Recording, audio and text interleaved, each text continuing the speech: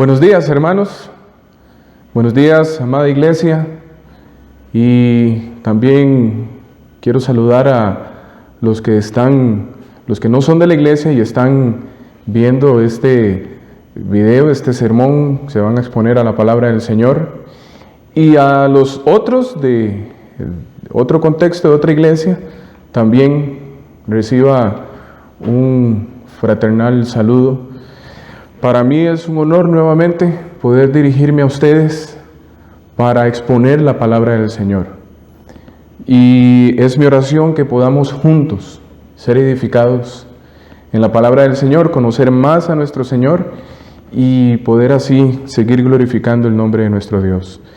Vamos a abrir las Escrituras en 1 Timoteo. Continuamos con la serie de la primera carta a Timoteo, del apóstol Pablo a Timoteo, y seguimos considerando el tema general. Recordemos que es comportándonos como es digno de una iglesia. Y hoy vamos a estar exponiéndonos solamente a un versículo de este capítulo 2 de 1 Timoteo. El versículo 8 dice: Quiero pues que los hombres oren en todo lugar, levantando manos santas, sin ira ni contienda. Vamos a orar para encomendarnos en manos del Señor. Padre Santo, eres bueno, eres misericordioso con nosotros, porque nos has sostenido, nos has guardado, y tu favor sigue con nosotros, oh Dios. Gracias por también Jesucristo, tu Hijo, por darnos ese don inefable, la salvación y la implicación o las implicaciones de la salvación. Gracias también por el don del Espíritu Santo, quien es tu misma presencia, estando con nosotros todos los días hasta el fin del mundo, donde tu Santo Espíritu nos guía, nos confronta, nos quebranta. Gracias por tu bendita palabra, Señor, porque podemos conocerte a través de ella, podemos ser guardados del mal, como dice el salmista: en mi corazón he guardado tus dichos, para no pecar contra ti.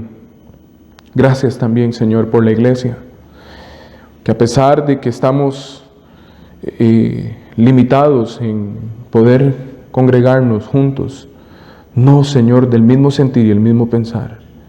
Y hoy estamos en ese mismo sentir, en ese mismo pensar, el querer conocerte, el querer adorarte, el querer ser más transformados a la imagen de Cristo.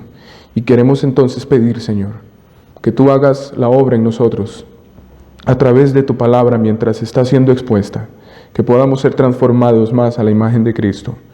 Estimúlanos, oh Señor, más al amor y a las buenas obras. No permitas que nos enfriemos.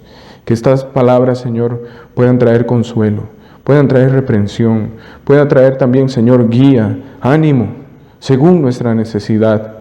Bendice, oh Dios, este tiempo y exalta a tu Hijo, exalta tu palabra, humíllanos, y que podamos entonces así glorificar tu santo nombre. A mí, Señor, guíame en exponer tu palabra con claridad, con poder. Dame ese poder que lo necesito, oh Dios. Gracias, en el nombre de Cristo Jesús. Amén. Como decía, seguimos considerando esta serie basada en la primera carta a Timoteo, y vamos a estar considerando solamente el versículo 8, aunque usted no lo crea. Vamos a estar considerando bastantes cosas en este versículo. Hay mucho que escuchar de parte del Señor en estas pocas palabras que Pablo escribe aquí en esta carta. Y el título de este sermón, en esta sección de los versículos 8 al 15, son instrucciones dadas al apóstol Pablo sobre el culto público, y específicamente instrucciones a los hombres e instrucciones a las mujeres. el comportamiento de los hombres y el comportamiento de las mujeres. Y Pablo aquí, en el versículo 8, le da las instrucciones a los hombres, el cómo ellos debían comportarse en el culto público. Con su autoridad apostólica, Pablo sigue dando instrucciones a los creyentes en Éfeso sobre el cómo debían conducirse en la iglesia. Recordemos que el propósito principal, el propósito general de esta carta es que los creyentes en Éfeso, Pablo le dice a Timoteo, específicamente, directamente a él le dice: esto te escribo por si tardo en llegar, para que sepas cómo debes conducirte en la iglesia o en la casa de Dios, que es la iglesia, columna y baluarte de la verdad. Y recordemos lo que quiere decir Pablo ahí. Él dice, lo que él quiere decir es para que Timoteo, el liderazgo y la iglesia en general supieran cómo debían comportarse en la iglesia. Y lo que el Pablo le escribe a Timoteo son las instrucciones. Y vemos entonces las instrucciones que le da Pablo a Timoteo. Estas palabras en el versículo 8 están en conexión con el tema que Pablo viene tratando. El tema que nosotros veníamos viendo en los versículos 1 al 7 de este capítulo 2 es la redención de Cristo y su designación en anunciar la redención de Cristo y la oración por todos los hombres. Pablo insiste en este punto. Dios no solamente había enviado a Pablo, sino que también lo capacitó para enseñar todo lo relativo a las prácticas y ceremonias externas. De manera que Pablo quería que la iglesia orara por todas las personas, pero no solamente da la instrucción, sino que también explica cómo debe orarse, cómo debe ponerse en práctica esta instrucción. Y en primer lugar, lo que nosotros podemos ver ahí en este versículo 8, es que Pablo le dice a Timoteo que los hombres debían ofrecer oraciones en todo lugar. Ahora Pablo pasa de la instrucción a la explicación de esa instrucción. Comienza diciendo, quiero pues. De la misma manera, Pablo está guiando a la iglesia en la práctica de la oración privada y pública. Eso nosotros no podemos perderlo de vista. No quiere decir que porque Pablo está dando instrucciones en la oración, el cómo se debe orar públicamente, no quiere decir que no se puede poner en práctica en lo privado. Se puede aplicar en la oración privada y en la oración pública. Pero, por el contexto, hemos de suponer que Pablo sigue pensando en la oración pública. Pablo está pensando en cómo los creyentes debían conducirse en la casa de Dios, que es la iglesia. Pablo está pensando en la adoración pública. Pablo entonces desea y quiere que los hombres, y especialmente hombres varones, no las mujeres, oren en público en el lugar que se enseñe la palabra de Dios. Pablo dice ahí en el versículo, quiero pues. Ese es el deseo de Pablo. Y continúa diciendo, y no solamente es el deseo, sino que es la instrucción de Pablo. Es una ordenanza, es un mandato. Él dice, quiero pues que los hombres oren en todo lugar. Y como lo acabo de mencionar, Pablo se refiere especialmente a hombres varones, no a las mujeres. Él se dirige a los hombres, no a las mujeres. Pablo le dice a los hombres que oren en público, en ese lugar donde se enseña la palabra de Dios, es decir, en el lugar del culto público. Hombres no se refiere a hombres y mujeres en general, como en otras ocasiones lo hace la Escritura. Y hay dos razones en las que nosotros podemos presentar como argumento, podemos basarnos en este argumento, de que el término hombres no se refiere a hombres y mujeres en general, sino a hombres varones específicamente, directamente. Y la primera base o la primera razón es que en el versículo 9 nosotros podemos ver que Pablo se dirige a las mujeres haciendo un seguimiento de instrucciones. Noten lo que dice ahí Pablo, dice, asimismo que las mujeres, y da entonces las instrucciones a las mujeres, dando una instrucción específica para las mujeres. Entonces, ese término asimismo, es como que si Pablo estuviera diciendo, a ustedes, mujeres, de la misma manera que a los hombres tengo instrucciones que darles. Y la segunda razón que nosotros podemos usar para este argumento de que Pablo se refiere a hombres varones y no a mujeres en la práctica de la oración pública es que la palabra hombres en el griego establece un contraste con las mujeres. El término que usa Pablo ahí en el griego no es para referirse también a mujeres, sino directamente a hombres.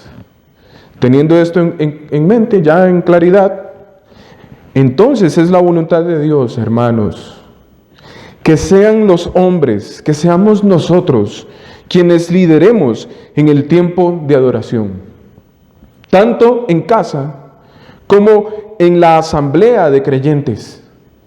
Esto no quiere decir, y esto es una aclaración, esto no quiere decir que la mujer en casa no pueda tener una participación en las oraciones familiares. La mujer puede participar, especialmente en tiempos como estos que nosotros estamos viviendo. En casa, mi esposa ha tenido participación en las oraciones. Juntos oramos por los hermanos, oramos por ustedes, oramos por la situación que estamos pasando y mi esposa participa. Pero lo correcto, cuando pensamos en el hogar, en la adoración familiar, lo correcto es que sean los varones en casa los que deben liderar y dirigir este tiempo. En el tiempo que nosotros hemos orado por ustedes, mi esposa no es la que está dirigiendo el tiempo. Ella participa, pero yo soy el que está dirigiendo el tiempo. Eso es lo correcto.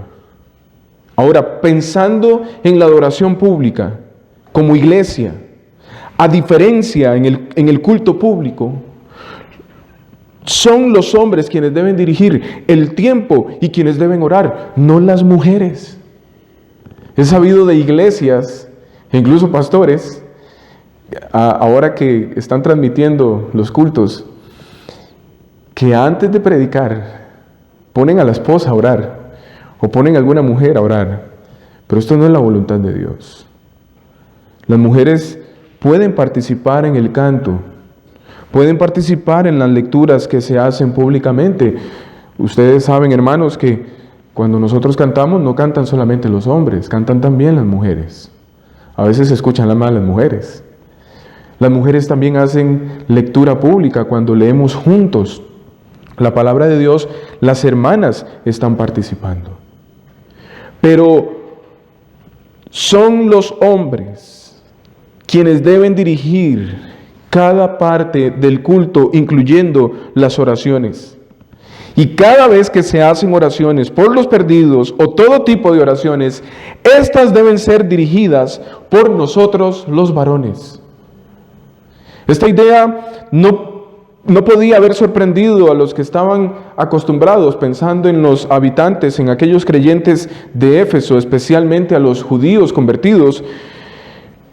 Esto no era extraño para ellos, pues ellos estaban acostumbrados a visitar las sinagogas. Ya fueran propiamente judíos convertidos al cristianismo o gentiles prosélitos convertidos al cristianismo. Los judíos en sus liturgias, pensando en la liturgia judía, en la liturgia hebrea, se separaban los hombres y las mujeres, tanto en la adoración como en la participación activa de la adoración. Las sinagogas y el mismo templo en Jerusalén estaba diseñado para que las mujeres se reunieran en una sección o en un aposento aparte de los hombres. Ahora, Pablo no se está refiriendo a una separación aquí en estas palabras. Pablo no quiere decir de que las mujeres tienen que estar separadas de los hombres mientras adoran públicamente. Pablo está refiriéndose aquí a la participación activa de los hombres y las mujeres. Pablo está regulando esto. Pablo se refiere a las funciones o roles ejercidos dentro del cuerpo de Cristo, reunidos como iglesia. Lamentablemente, este tipo de práctica llevó a muchos hombres a considerar que la mujer era inferior al hombre.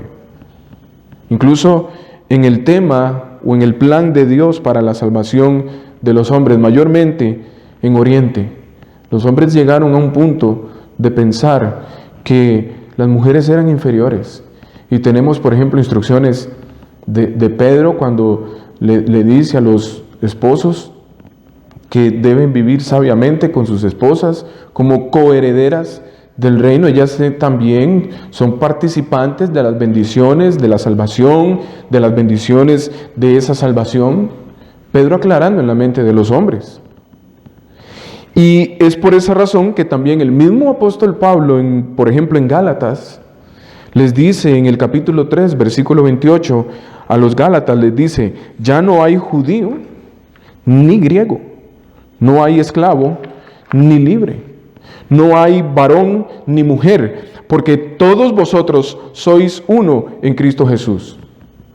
Y hermanos, este es uno de los pasajes más mal entendidos, interpretado y aplicado en la iglesia, especialmente ahora en este tiempo donde las feministas levantan su voz. Pablo no está negando aquí distinciones nacionales, sociales y sexuales entre los cristianos. Tampoco Pablo está enseñando una igualdad de funciones, roles de liderazgo y sumisión en la iglesia, la sociedad y el hogar. Lo que Pablo está comunicando aquí es la igualdad espiritual en valor y dignidad que tienen todos los hombres y las mujeres en relación con la salvación. La salvación se extendió a todos los hombres y a todas las mujeres de toda nación y posición social y cultural. Es lo que está transmitiendo, enseñando aquí el apóstol Pablo. Esto seguramente llevó a los creyentes en Éfeso, como hoy en día, en primer lugar a preguntarse si esta emancipación espiritual de la mujer no podría implicar un cambio en su posición y función en el culto público. Es decir, que si la mujer podría tener una participación activa en el liderazgo de la iglesia. Quiere decir entonces, Pablo, con estas palabras, que la mujer ahora, si participa de la salvación, la mujer puede tener una participación activa en el liderazgo de la iglesia. Preguntas que se hacían probablemente, a la luz de las instrucciones que da Pablo aquí en Timoteo. Y en segundo lugar, nosotros no debemos dejar de considerar la posibilidad de que los falsos maestros, como hoy en día también, habían estado difundiendo ideas erróneas con relación a los respectivos papeles del hombre y la mujer en la iglesia.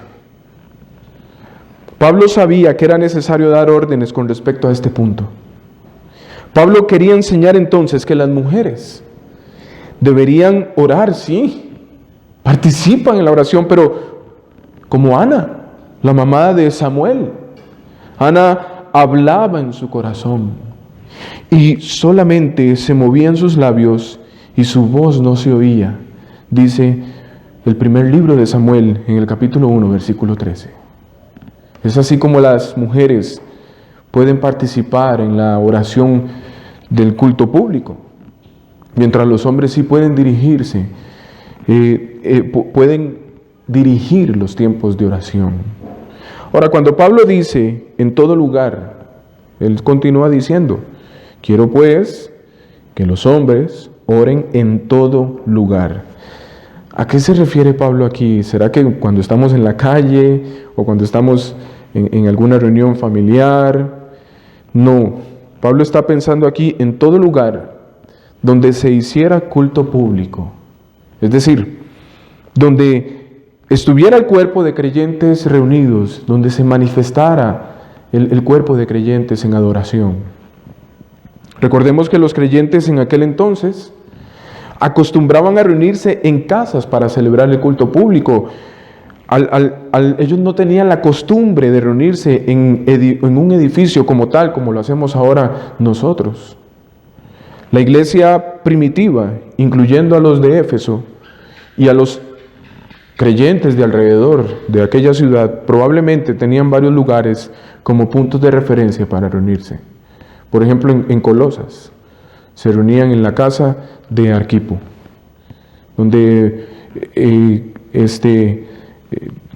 ahí estaba Arquipo, estaba Filemón, estaba también todos los creyentes, y entonces los creyentes se reunían ahí, en casa de Filemón, en casa de Arquipo también. Entonces, esto es lo que quiere decir Pablo cuando dice que todos los creyentes, los hombres, deben orar en todo lugar. No se refiere a cualquier lugar, sino al lugar donde ellos se reunían para adorar al Señor. En segundo lugar, nosotros podemos ver aquí, en relación a esta instrucción de la oración, que los hombres, recordemos, hombres varones, al dirigir el tiempo de oración, debían orar levantando manos santas, sin ira ni contienda. Algunos piensan que Pablo no está dando importancia a la postura aquí, pero hermanos, nosotros no debemos tener este tipo de pensamiento. Las palabras son claras. Pablo está hablando de una postura. Es muy evidente que Pablo da importancia a la postura en el momento en que nosotros nos presentamos a orar al Señor. La postura, y yo quiero decir esto con mucho cuidado, porque yo sé que para algunos esto va a sonar como muy estricto, muy legalista, pero la postura no es una cuestión indiferente. Y aquí podríamos señalar la reverencia a la hora de presentarnos a Dios en oración. Es irreverente tomar una postura relajada o desairada cuando se supone que nosotros estamos presentándonos en oración delante del Señor. Estamos frente al Creador del universo. Estamos frente al Rey de Reyes. Estamos ante el Señor de Señores. Estamos frente al Soberano, frente al Padre de los Espíritus. Y por eso Pablo, y yo creo firmemente que Pablo le está dando una importancia de vida a la manera en que nosotros nos presentemos. Es doloroso, hermanos, es triste y es vergonzoso ver cómo muchos creyentes no toman en serio el tema de la oración y la postura que nosotros tengamos a la hora de presentarnos al Señor. Obviamente en situaciones de fuerza mayor como quebranto de salud o condición física, es entendible, se entiende que no se pueda tener una postura específica a la hora de presentarse ante la presencia del Señor. Pero aquellos quienes gozamos de buena salud y una buena condición física, esto es de calificar como irreverencia. Esto no puede ser válido ni permisible para nosotros, hermanos. Es cierto que la Escritura en ningún lugar prescribe una y solamente una postura correcta durante la oración. Se indican diferentes posiciones de brazos, de las manos y del cuerpo. Esto me recuerda a las palabras del Señor. Nosotros debemos amarlo con todo nuestro ser. No solamente internamente, sino con todo nuestro ser. Todas son permisibles, pero simbolizan también para el judío, para el pueblo de Dios, simbolizaban diferentes aspectos de la actitud reverente del que adora e interpretan verdaderamente los sentimientos del corazón. A lo largo de las Escrituras nosotros encontramos ejemplos de cómo el pueblo de Dios usaba las posturas para externar su adoración y sentimientos al Señor. Y voy a mencionar algunas. Hay pasajes.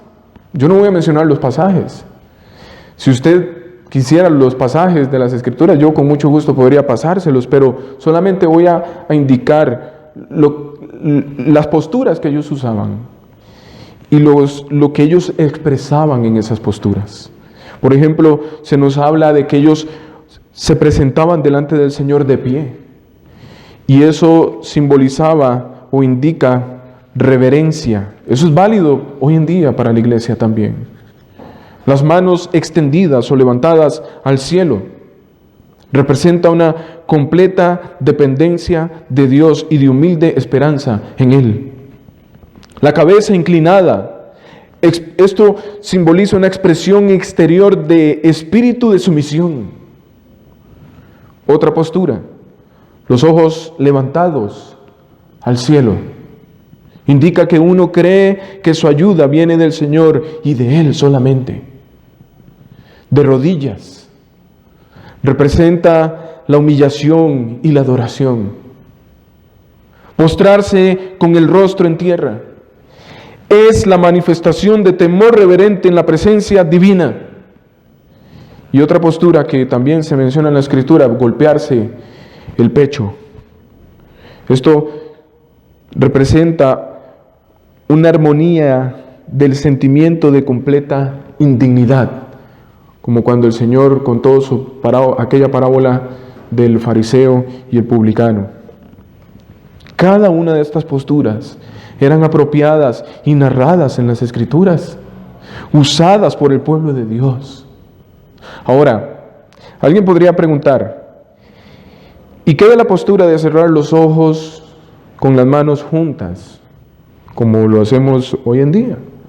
Bueno, aunque no aparece descrita en la Escritura, ni practicada por el pueblo de Dios, puede considerarse como una buena costumbre si se interpreta correctamente. Esta postura ayuda al que ora a cerrarse al acceso de distracciones dañinas y entrar en concentración con Dios en su acercamiento. Es lamentable, hermanos, ver la postura que toman muchos creyentes mientras oran. Y no es solamente lamentable, esto es vergonzoso y debe ser reprochado. No podemos, hermanos, permitirnos tener una postura irreverente, con los ojos abiertos, fijándose en los demás. No sé por qué, ¿qué quieren ver? Tal vez quieren ver si están orando o no, comiéndose las uñas, pensando en otra cosa menos en lo que se está orando, lo que está orando la persona que está guiando. Casi que acostados en las bancas, viendo el celular, distraído con los niños. Hermanos, no estamos delante del pastor, es delante del Rey de Reyes y Señor de Señores. Y cada vez que nosotros vemos en la Escritura, cuando el Señor se manifestaba al pueblo, el pueblo guardaba silencio y caían postrados a tierra. Probablemente, hermanos, nosotros tenemos en poco la presencia de Dios. La tenemos en poco. A pesar de que Pablo habla de una postura, lo cual no podemos ser indiferentes. El énfasis es en la actitud interna del alma. Las manos o las posturas deben hacerse santa, sin ira ni contienda, dice el apóstol Pablo, como dice otra versión, sin iras ni malas intenciones. Y quisiera desglosar un poquito estas palabras. La palabra santa, lo que quiere comunicar es manos que no estén manchadas por la maldad. El término ira, Pablo está pensando aquí y se refiere a una indignación establecida contra un hermano, ya sea a través de un enojo, en donde se le desea el mal al prójimo o al hermano. Y contienda o malas intenciones. Esta palabra usada en el original está relacionada con nuestra palabra diálogo. Y esta palabra señala entonces el diálogo que tiene el hombre consigo mismo. Y está relacionada con esa ira, con ese enojo o con su indignación. Por esa razón Pablo dice, sin ira, ni contienda o malas intenciones. Es decir, sin estar dialogando consigo mismo sobre esa ira que tiene contra su prójimo, contra su hermano. Porque, hermanos, el hombre molesto debate consigo mismo dentro de sí. Piensa hacer esto o aquello esta persona me dijo esto, yo le voy a decir esto otro, o me hizo esto y le voy a hacer esto otro, especialmente cuando se tratan de esposos, ¿verdad? ¿Cuántas veces ha sucedido que esposos antes de ir a adorar al Señor han tenido discusiones y van molestos, se presentan molestos? El padre discutió con los hijos el domingo en la mañana y hay molestia y se presentan así delante del Señor, dialogando consigo mismo. Me dijo esto, me hizo esto, me avergonzó, haciendo deliberaciones o pensamientos de una manera pecaminosa, y no necesariamente son de dañar físicamente a una persona. Puede ser con una mentira, puede ser una estafa, puede ser un pensamiento sexual, puede ser un pensamiento emocional. De todas estas maneras, nosotros podríamos presentarnos delante del Señor. Hermanos, cuando nosotros pensamos en nuestras manos, y cada vez que la Biblia se refiere a las manos, están asociadas con las actividades de la vida diaria. ¿Cómo hacemos nosotros los trabajos, las cosas que hacemos? Usamos nuestras manos. Y entonces, de una manera simbólica, nuestras manos están asociadas con las actividades de la vida diaria, así que esto podría también referirse a las actividades que hacemos en nuestra vida. Así que, al presentarnos delante del Señor en oración, hermanos, nosotros debemos asegurarnos que nuestras actividades estén santificadas, que no estén manchadas por la maldad. Y quiero citar algo que dice Martín Lutero referente a esta frase: presentarnos con manos santas, sin ira ni contienda. Dice Martín Lutero: no profesamos la pureza judía que se lava con agua. Era la tradición de los judíos, lavarse las manos antes de entrar a tocar las cosas sagradas. Nosotros no profesamos eso, sino que vivimos una vida pura y obras puras. Quien quiera acercarse a las cosas sagradas, y aquí estamos hablando de la oración, por ejemplo, debe hacerlo con un corazón, boca y manos puros.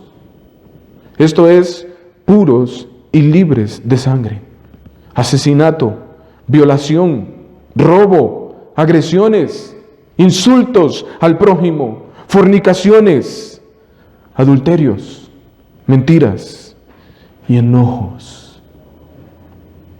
Esto describe una ceremonia que de ninguna forma debemos ser negligentes o indiferentes. Y continúa Martín Lutero: levantar las manos cuando se ora, de acuerdo con el Salmo levantaré. En toda la literatura sacra se recomienda, o sagrada, se recomienda este gesto y lo que significa. Sin embargo, por culpa de los falsos e hipócritas, el pueblo lo ha dejado en desuso. Y le doy la razón. Nosotros hemos dejado de hacer estas cosas porque nos pueden asociar con el carismatismo y todas estas prácticas. Pero es algo que la Biblia nos pide. Pero debemos asegurarnos que lo hagamos con esta actitud. Y continúa Martín Lutero: ni siquiera nosotros lo hacemos cuando se cantan las plegarias, y sin embargo, cuando se trata de oraciones graves, hacerlo se convierte en una excelente ceremonia. Cuando el alma se eleva, las manos se alzan.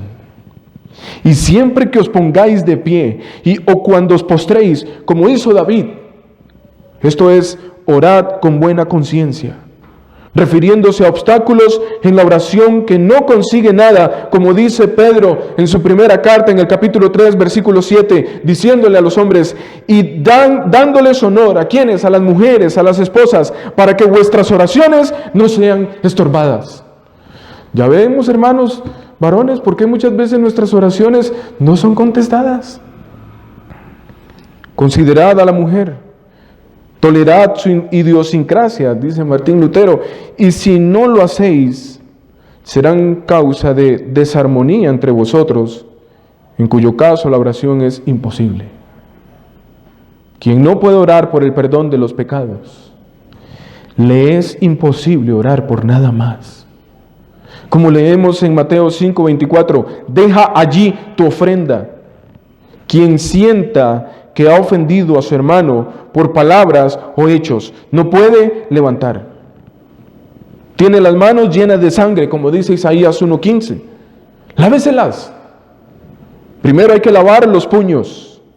Es decir, no es que usted se va a ir a lavar las manos en el lavamanos del edificio, de la iglesia. No, es que usted tiene que reconciliarse, explica Martín Lutero, uno con otro, a fin de que vuestras oraciones resulten más armoniosas, limpias, y en caso contrario, primero hay que reconciliarse. Fin de la cita. Hermanos, el significado de la pureza en las manos es que entre los hermanos debe reinar la paz y el amor. Si hay ira y contienda, la oración se anula y las manos permanecen impuras. Por lo tanto, procuremos que haya paz, que haya amor, que haya pureza entre nosotros. Muchas veces nosotros pedimos y no tenemos porque estamos viviendo egoístamente.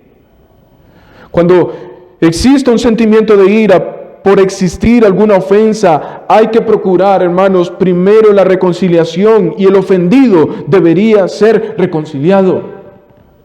Romanos capítulo 1, versículo 21 dice que los hombres se envanecieron en sus razonamientos y su necio corazón fue entenebrecido. La ira es el caldo, hermanos, de cultivo de las riñas. Antes de que hayan riñas, hay iras, hay enojos. Y debemos evitar estas cosas. Para concluir, hermanos, quiero hacer 3 aplicaciones pensando en esto que la Escritura nos pide. Y en primer lugar, el aspecto de no liderar en casa y en la iglesia. Quiero referirme a eso pensando en nosotros. Hermanos, es la voluntad del Señor que nosotros los varones lideremos en los tiempos de adoración, tanto en casa como en la iglesia. Es muy común ver a las mujeres, ver a nuestras hermanas muy dispuestas a tomar la iniciativa y el interés de tener un crecimiento, no solamente en ellas, sino también en los miembros de sus familias. He hablado con hermanas se me han acercado diciéndome, tengo carga, porque mi esposo no toma liderazgo. Yo quiero que haya tiempos de adoración familiar, pero no podemos porque mi esposo no lo hace. Esto es lamentable, hermanos. Muchas, al conocer la instrucción bíblica de que su marido o los varones son los que tienen que dirigir, guiar y cuidar a la familia o a la iglesia, entran en conflictos porque ahora anhelan ver a su marido o a los varones haciendo sus respectivas labores en los roles que Dios ha diseñado en su voluntad, porque la tendencia de la mujer es ella tomar la delantera, es ella tomar las riendas, como decimos popularmente. Pero aquellas mujeres que han entendido la voluntad de Dios, ellas ahora quieren que sean su esposo. Hermanos varones, prestemos atención al deseo que la palabra de Dios pone en nuestras esposas. Pero por sobre todo, prestemos atención a las instrucciones que nos da las Escrituras, como un pasaje como estos, en cumplir con el rol que nos corresponde tanto en el hogar como en la iglesia. Y en primer lugar, quiero referirme al hogar. Usted, hermano varón, y a los solteros, les sirve. Ustedes deben desde ya empezar a poner en práctica las disciplinas espirituales, para que cuando se casen no les cueste. Entonces, hermano varón, en el hogar, tenga usted la iniciativa de preparar el programa de adoración, lo que se va a leer, lo que se va a cantar, lo que se va a orar, los tiempos en los que se van a realizar la adoración familiar. Vele por el bienestar espiritual de su esposa e hijos. ¿Cómo? Cuidando de lo que oyen, cuidando de lo que su esposa y sus hijos ven. de las compañías que tienen, de lo que hacen y lo que tienen. Haga la labor que hizo Jacob con su familia, decomisando los ídolos que tenían, y váyase lejos y entiérrelos al pie del madero, al pie del árbol. Nosotros debemos tomar los ídolos de nuestra esposa, los nuestros, los de nuestros hijos, e ir al pie de la cruz y enterrarlos. En segundo lugar, porque nuestro rol, nuestra responsabilidad no se limita al hogar. Estamos en la iglesia. En la iglesia hemos de hacer lo mismo. Tengamos y demostremos entonces la iniciativa de participar más activamente. Es lamentable, hermanos, ver cómo las mujeres son más sensibles a la participación activa de las actividades en la iglesia. ¿Cómo puede hacerlo usted, hermano? Bueno, ayude a los pastores de la iglesia con la lectura de la palabra, con la dirección musical, en la administración de los bienes de la iglesia. Involúcrese en las vidas de las personas que asisten a los cultos, velando y orando por cada familia, buscando consolar, buscando amonestar, buscando guiar, buscando enseñar en la palabra cuando se le presente la oportunidad. O busque esas oportunidades de servicio. Pero también esta observación es importante en tercer lugar. Antes de usted hacer todas esas cosas, asegúrese que antes usted lo está haciendo en su casa. Que usted está aplicando todo esto en su casa. Porque lamentablemente muchos buscan arreglar las vidas de los de afuera cuando su propia casa necesita ser arreglada. Y una cuarta observación. El aspecto de liderar es necesario, sí, pero es necesario hacerlo de una manera digna y, en palabras del apóstol Pablo, de una manera santa, sin ira ni contienda. ¿Hacia quién? Bueno, empezando en nuestra casa, hacia nuestra esposa, hacia nuestros hijos, hacia nuestros hermanos en la fe y hacia nuestro prójimo. Como le declaró Martín Lutero, quien quiera acercarse a las cosas sagradas debe hacerlo con un corazón, boca y manos puros. Esto es, puros y libres de sangre, asesinato, violación, robo, agresiones, insultos al prójimo, fornicaciones, adulterios, mentiras y enojos, y como dijo Pablo, y toda cosa semejante a esta. Porque muchas veces nosotros pretendemos acercarnos a las cosas sagradas, pero de una manera indigna. Y a esto nosotros podemos resumirlo en una sola idea o una sola palabra: carácter. Carácter. Carácter no es gritarle 4 cosas a una persona, eso es un mal genio. Eso es un temperamento pecaminoso. La Biblia lo llama pecado, ira. Carácter es el comportamiento, el temple que yo tenga. El liderazgo debe desarrollarse de la mano con el carácter, la integridad. El liderazgo debe ser ejercido en piedad.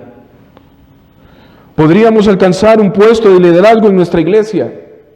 Llámese enseñanza de la Biblia, llámese dirección musical, llámese el programa de oración, cualquier actividad que se haga en la iglesia. Podríamos estar pretendiendo liderar a nuestra esposa e hijos, pero tenemos que hacernos estas preguntas. ¿Lo estaremos haciendo de una manera correcta? ¿Podemos decir que lo estamos haciendo de una manera íntegra? ¿Qué diría nuestra esposa? ¿Qué dirían nuestros hijos? Algunos podrían llegar a la conclusión, como me han dicho algunos hombres, que a la luz de todo esto, prefieren entonces abstenerse del servicio o de buscar un liderazgo en la iglesia, pues no requieren del carácter necesario. Y el pensamiento es correcto. Ninguna persona debería buscar tener un liderazgo frente a la iglesia por todas las implicaciones que conlleva el ser un líder en frente de la iglesia. Y en el capítulo 3 vamos a ver eso. Si no posee el carácter bíblico, es mejor que no se ponga frente a la iglesia a liderarla. Pero el meollo del asunto en los que piensan así o dicen estas cosas, no es que no quieran el liderazgo, sino que no están dispuestos a ocuparse en trabajar en su carácter. Quieren o prefieren seguir en el estado en el que se encuentran, siendo indiferentes con sus hijos, no prestándoles el tiempo y la atención debida, no aplicando la disciplina bíblica, siendo ásperos con sus esposas o siendo flojos en sus responsabilidades en el hogar ante su familia. Y por eso es que no toman el liderazgo, pero lo anhelan. Les aseguro que si estas cosas, estas demandas no estuvieran, toman el liderazgo.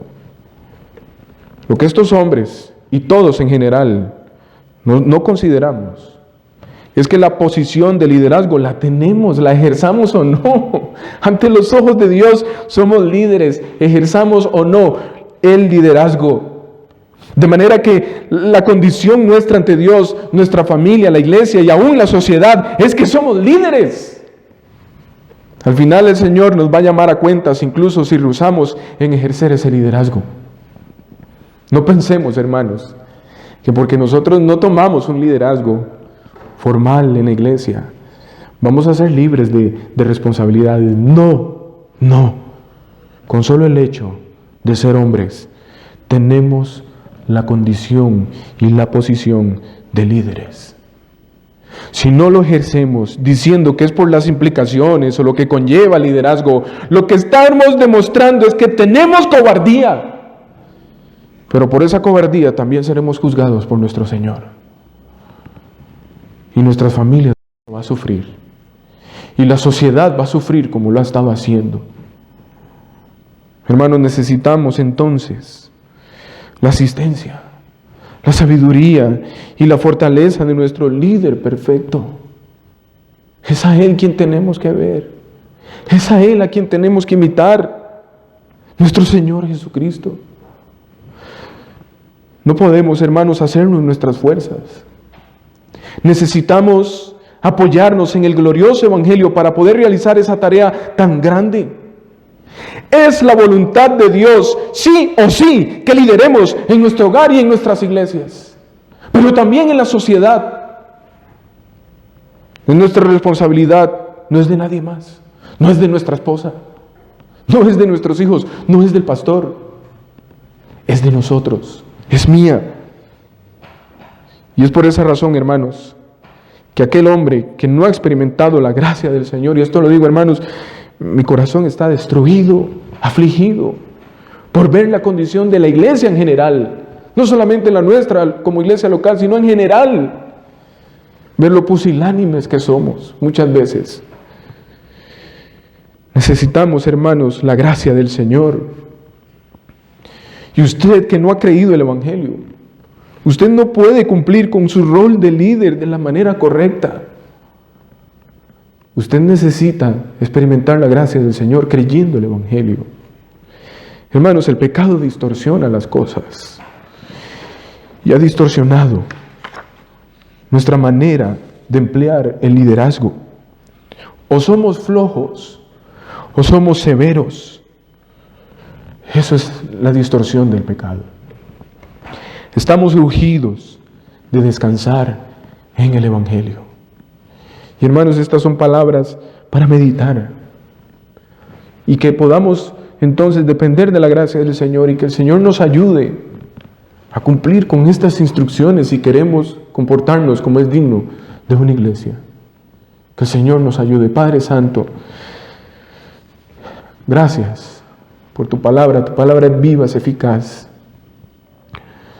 Penetra hasta lo más profundo de nuestro ser, Señor. Aún yo preparando este sermón, ahora predicándolo, mi corazón es destrozado por tu palabra, Señor, porque cuántas veces te he fallado. He fallado a mi esposa, he fallado a mis hijos, he fallado a mi iglesia, he fallado a la sociedad. Perdóname por eso, Señor. Y ayúdame a depender de tu gracia. Muchas veces, Señor, me veo siendo flojo. Y muchas veces, Señor, me veo siendo muy severo, pero porque lo estoy haciendo en mis fuerzas. Señor, ayúdanos. Oro por mis hermanos varones de mi iglesia local para que tú nos ayudes a comprender que somos llamados a liderar. Esa es nuestra condición por naturaleza. Esa es nuestra posición. Ejerzamos o no, Señor, un día vamos a ser llamados a cuentas.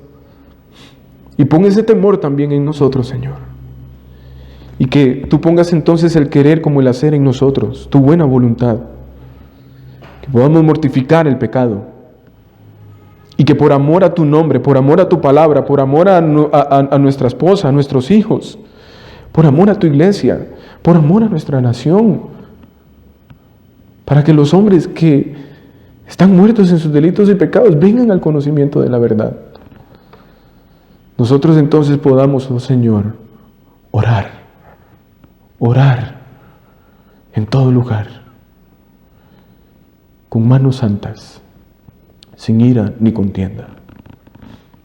Puede ser, Señor, que hemos estado cumpliendo el liderazgo, pero lo hemos estado haciendo mal. Tal vez hemos estado con rencillas, con enojos, con discordias, con nuestra esposa, con nuestros hijos, con algún hermano. No vamos a ser escuchados, Señor.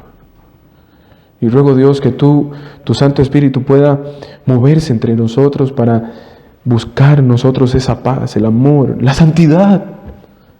Porque puede ser que no estemos enojados con nadie, pero haya pecados ocultos en nosotros, oh Dios.